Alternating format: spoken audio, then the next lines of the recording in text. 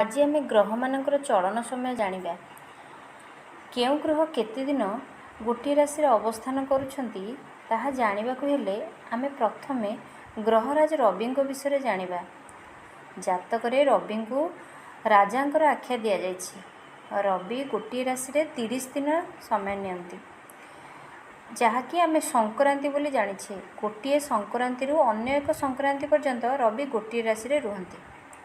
तापरे चंद्र चंद्र को जातक राणी बोली आख्या दि जाएछि।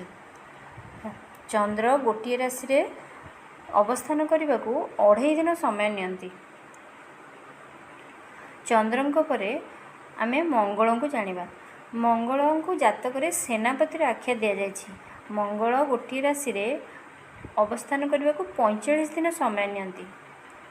मंगल परे बुध बुध को जातक कुमार ग्रहर आख्या दि जाएछि। बुध गोटे राशि रे प्राय 25 दिन समय नियंती। तापरे बृहस्पति ग्रह विषय जानिबा हेले बृहस्पति जातक गुरु ग्रहर आख्या पाइछंती।